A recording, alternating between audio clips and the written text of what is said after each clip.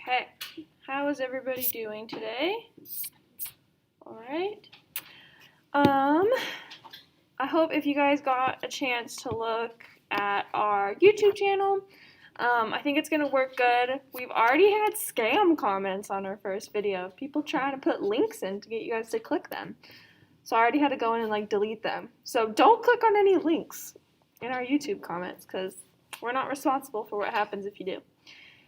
Okay, so today is a quick lecture because we're just going to finish the muscles, which there's only 4 left, of the foot and ankle. And then I'll open up if you guys have any questions on foot and ankle. And then I'm basically going to tell you what we're going to be doing next in class, because you'll need to make sure you know all of this for next class to help you out, because next class will be a big point earning activity. Okay, so getting through our final few muscles, we were going to be on mostly the anterior shin now. So starting out with tibialis anterior. So again, break apart the name. Tibialis is referring to tibia. Anterior is the side of the tibia it's going to be on, so the front. So the origin of it is the proximal lateral tibia. So if we look at this image here, we know this is going to be the tibia because tibia is bigger than the fibula, and tibia is medial, so it's always going to be big toe side. So proximal, the top, and it's on the lateral side of the tibia. So if we look here, we have the proximal lateral side, so we're going to be right in there, kind of following along with that ridge. It is going to insert. It's going to come all the way down, cross the front of your ankle, kind of go medially, insert on that medial cuneiform, and the base of the first metatarsal. Does anybody remember what other muscle has those exact same insertion point?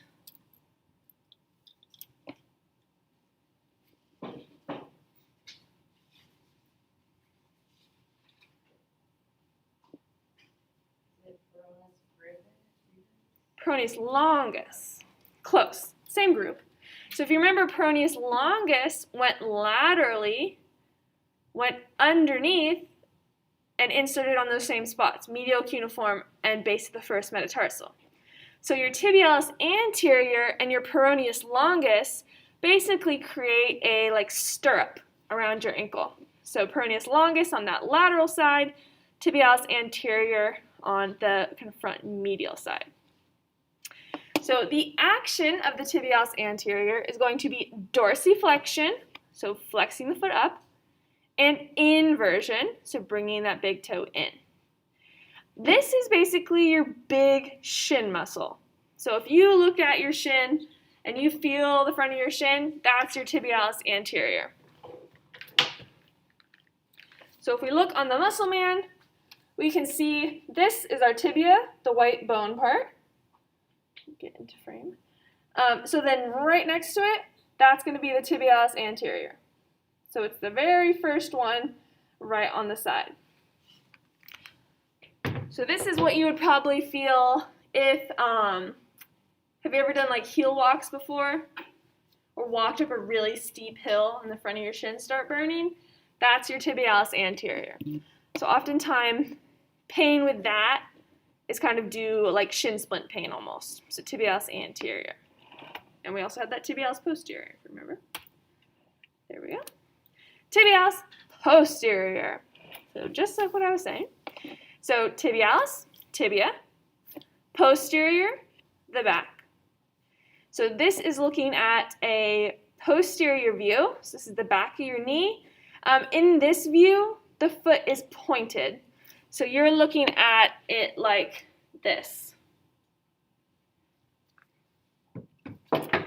So the origin is going to be, there actually should be one more on here. I need to add it, make sure it's on there. So basically you need to write posterior fibula and tibia. There should be one more that's missing. So posterior tibia and fibula, as well as the posterior surface of the upper half of the interosseous membrane. So I need to make a note to add that back in.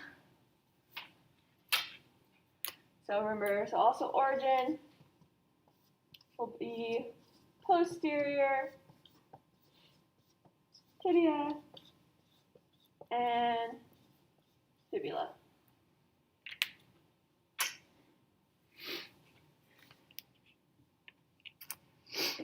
So it's coming off the top, back, and that upper interosseous membrane, so the stuff in between. Now the insertion site. So there's quite a lot because the tibialis posterior goes quite a few paces. So you'll see the inferior or the plantar surface of the navicular, the cuneiform, and the cuboid. So we're going to go to navicular, the cuneiforms, and the cuboid. Can you pull your mask up, please? Thank you. Okay, so inferior surface of navicular, cuneiform, cuboid, as well as the base of your 2nd through 5th metatarsals. So all of them. So we got navicular, cuneiforms, cuboid. Now 2, 3, 4, and 5. So the bases of the 2nd through 5th metatarsals. And it's going to do the opposite action of the tibialis anterior. It's going to do plantar flexion instead of dorsiflexion because it's on the posterior side. And we know posterior muscles are going to do plantar flexion. You can also kind of think like P to P, posterior plantar flexion. And it's going to do inversion. So that part's the same. So tibialis anterior is going to do dorsiflexion inversion. Tibialis posterior is going to be plantar flexion inversion. You can't really see it on this muscle man. It's quite a difficult spot, so I'm not going to show you it on here. But this is going to be deep, so it is beneath all of the gastroc, all of the soleus. So you can't see this on the surface. You'll have lots of muscles piled up on top of it. Okay, so we already talked about extensor digitorum longus. So now we're going to have flexor digitorum longus. So flexors, specifically toe flexors, will be on that posterior side because that's where you're going to be curling your toes towards.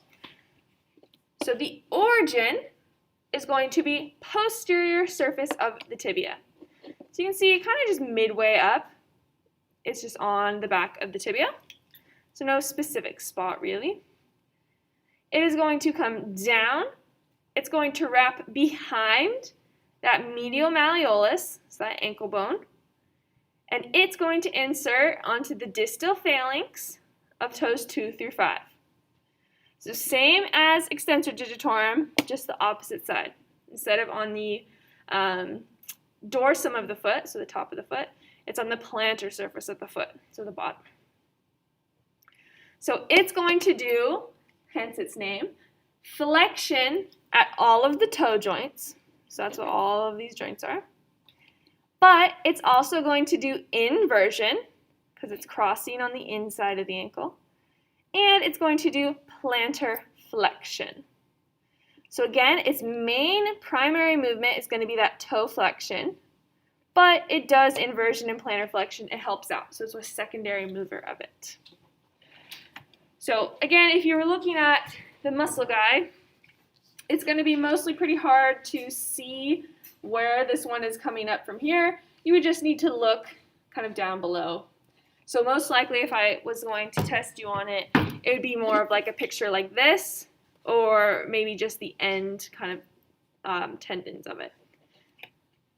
Okay. I believe this is our last one. So flexor hallucis longus. So if you remember, the hallux is that big toe. So it is going to originate on the posterior surface of the fibula. So you can see kind of just about the same spot that the flexor digitorum was, is going to be on fibula side. So flexor hallucis longus up here. It's going to run down. It will cross over going behind that medial malleolus again. going all the way down to it inserts onto the base of the distal phalanx of the big toe, so on the plantar side. So all the way kind of lateral, crosses medial, down to the big toe. We already know its action is going to be flexion, hence its name, and it's still going to do inversion and plantar flexion as its secondary movement. Because since it's crossing medially, it's going to act medially. So if you thought if these ends got closer to each other, what would it do? So flexion, inversion, and plantar flexion.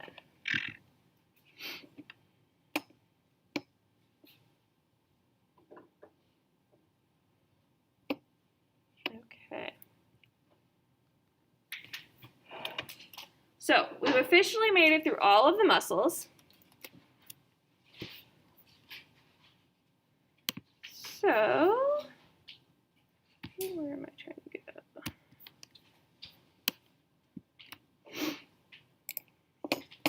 So, now, if we look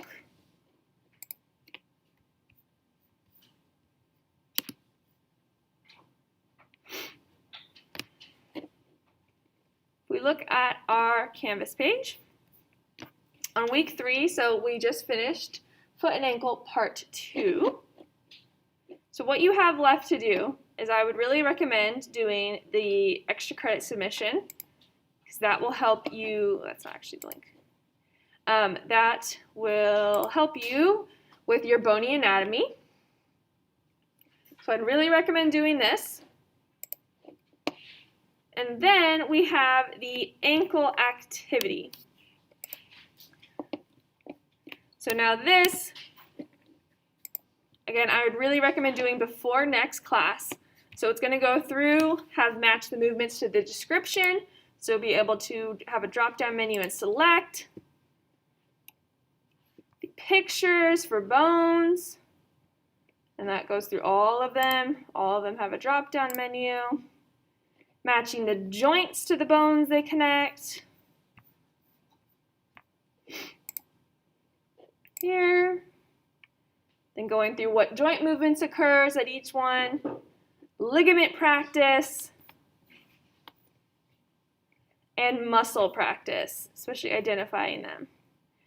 Now, not only would I recommend doing this just to get a good grade, but if you noticed, I've already gone through and created these images.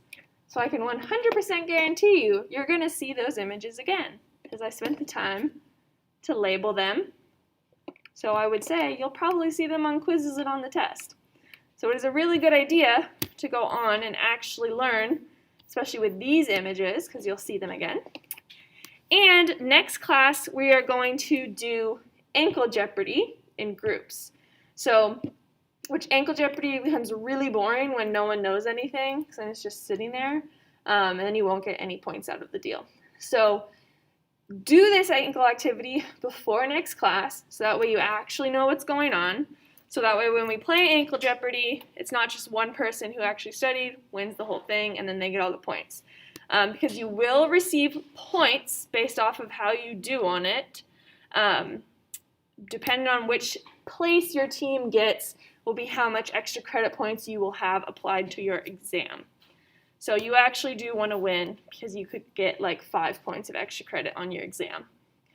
So, any questions? You need to go and do this before next class and actually study, so that way you will have full preparedness for ankle jeopardy. Any questions? And any questions on our YouTube chat thingamabob? So yeah, if you need to review, luckily this was super short, you'll be able to watch it on YouTube. If you have a question further, you can always comment it on our channel and I'll respond to it, because I do get notified for it. And don't click on any scammer links in it, because that's weird. But, okay, you are free if you have no questions.